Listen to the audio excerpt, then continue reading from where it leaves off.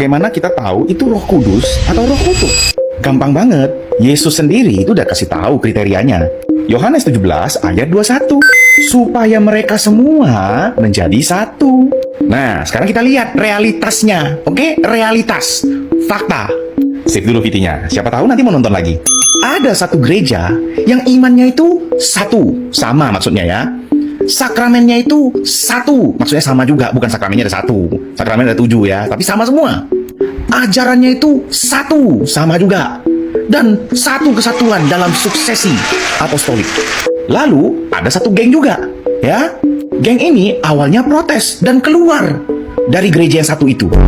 Tokohnya siapa-siapa aja. Nah, yang besar-besar tuh ya, Luther, Zwingli, Calvin. Itu adalah 3 nama besar yang dibangga-banggakan sebagai Bapak Reformasi. Wih, keren ya. Nah, sekarang kita lihat buahnya. Mereka bertiga itu tidak sepakat tentang sakramen Ekaristi. Ajarannya beda. Luther percaya sama the real presence, kehadiran yang nyata. Si Zwingli bilang enggak, itu cuman simbol. Nah, si Calvin dia nggak setuju sama Luther. Dia juga nggak setuju sama si Zwingli. Karena menurut si Calvin, ya kan, Yesus memang hadir, tapi secara spiritual, bukan real presence. Tapi juga bukan sekedar simbol. Bingung nggak lu? Bingung kan? Lihat nggak patternnya? Luther memprotes gereja Katolik. Zwingli juga memprotes gereja Katolik.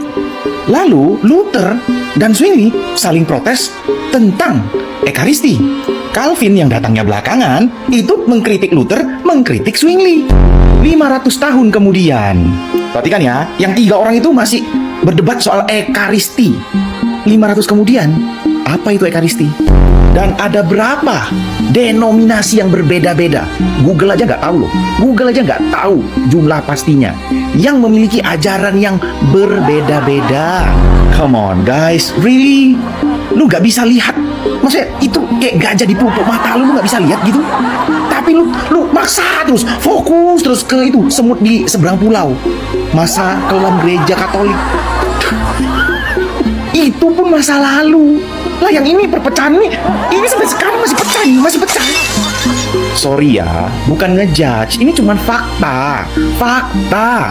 Ya sekarang tanya sama diri kita masing-masing, mana yang Roh Kudus menjaga keutuhan, mana yang Roh Kutub membuat perpecahan. Satu lagi ya, bukti Roh Kudus bekerja mempersatukan. Beberapa tahun belakangan ini, dialog antara gereja Katolik dan gereja Ortodoks itu intens banget.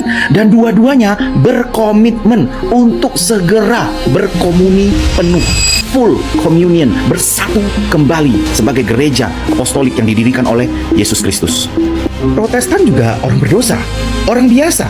Kenapa kamu membatasi Roh Kudus tidak boleh turun atas mereka? Kapan sih? Gue udah 5 bulan lebih nih bikin VT di TikTok. Dari semua VT itu, kapan gue pernah membatasi kalau Roh Kudus bisa turun atas orang-orang Protestan? Justru Roh Kudus bekerja luar biasa di orang-orang Protestan, yaitu membimbing mereka kembali ke gereja Katolik. Kena loh. Makanya sembuhin dulu logikanya biar nggak cecet. Nih, gue sebutin ya beberapa nama besar di dunia Protestantisme. Bahkan mereka juga dulu polemikus loh, selalu nyerang Katolik loh. 1. Scott Hahn. 2. John Bergsma. 3. Renhorn. 4. Steve Ray. 5. Matthew Leonard. Nah, yang ini guru gue, karena dia pernah ngajarin gue 1 minggu. Bangga dikit boleh ya? Nama-nama tadi itu cuma segelintir nama. Yang tadinya itu mereka itu polemikus juga, nyerang Katolik juga. Dan mereka ini ya semuanya itu ahli-ahli kitab suci, sangat disegenin di kalangan Protestan Amerika. Bukan para pendebat kusir di live TikTok. Roh Kudus itu turun, bekerja dengan luar biasa, membimbing mereka menemukan kebenaran. Di mana? Ya, gak salah lagi, di gereja Katolik. Iya, gue lebih percaya mereka lah yang ahli kitab suci daripada lu, penonton dan pendebat kusir di live TikTok. Jadi jelas ya, Roh Kudus sampai sekarang masih bekerja di semua, mengetuk hati para umat-umat Protestan. dan sebagian yang rendah hati dan peka terhadap suara dan panggilan daripada Roh Kudus pasti kembali ke gereja sejati. Ada amin saudara-saudara? Amin. Teman-teman Protestan, kalau nonton VT ini ya tolong jangan marah sama gue, karena gue cuma nanggapin komentar kakak ini. Kenapa gue ngomong gitu? Karena apa yang bakal gue ngomongin sebentar lagi bakal agak sedikit pahit. Tapi ingat, obat yang biasanya mujarab itu pahit. Oke, basically kakak ini mau bilang ya kan, kita ini satu tubuh gitu loh. Karena kepalanya Yesus, kita semua orang Kristen itu satu tubuh. Dan memang analogi ini sering banget dipakai untuk menjelaskan atau untuk menjawab pertanyaan, kenapa banyak denominasi? Oh, banyak denominasi tidak ada masalah karena kepalanya tetap Yesus. Badan kan banyak anggota tubuh, ada tangan, ada kaki, fungsinya beda-beda. Nah sekarang, maaf nih ya, agak pahit. Kalau nggak mau denger, swipe up aja sekarang. Kalau masih stay, berarti siap telan pil pahit, oke? Sekilas tampaknya benar ya. Memang benar, tangan dan kaki itu beda fungsi. Dan dua-duanya adalah anggota tubuh dengan satu kepala. Benar ya? Cuma masalahnya, tangan dan kaki yang dikendalikan oleh kepala yang sama, itu pasti terimanya perintahnya cuma satu dari kepala ini. Lah, kalau otak merintahin kaki buat lari, oke? Lalu otak yang sama memerintahkan tangan untuk tetap berpegang pada tiang. Apakah itu masih satu tubuh yang dikendalikan oleh kepala yang sama? Kalau gue tanya pertanyaan yang sama ini ke anak SD ini pun bakal jawab enggak. Itu adalah dua anggota tubuh dari dua tubuh yang berbeda yang dikendalikan oleh dua kepala yang berbeda. Yesus memang adalah kepala, tapi kepala yang satu itu nggak mungkin nyuruh tangan tetap pegang pada tiang dan nyuruh kaki buat lari, kan saling bertentangan kak. Jadi gimana mau dikatakan satu tubuh kalau ajarannya beda-beda? Konsep ketuhanan beda. Ada yang Tritunggal, ada yang oneness, ada yang unitarian, ada yang Arianisme. Bid'ah sesat semua, naikin lagi, bangkitkan. Bukan cuma Yesus yang bangkit, bid'ah pun bisa dibangkitkan. Baptisan beda juga. Ada yang terima baptis bayi, ada yang nggak terima baptis bayi, ada yang harus baptis ulang, baptisan Roh Kudus. Itu baru dua coy, ini masih banyak bedanya. Dan lu mau bilang itu satu tubuh? Hello, yuhu.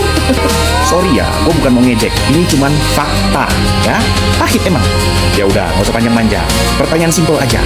Jadi istilah satu tubuh ini itu adalah kesatuan yang nyata atau cuma sebuah slogan untuk menutupi fragmentasi?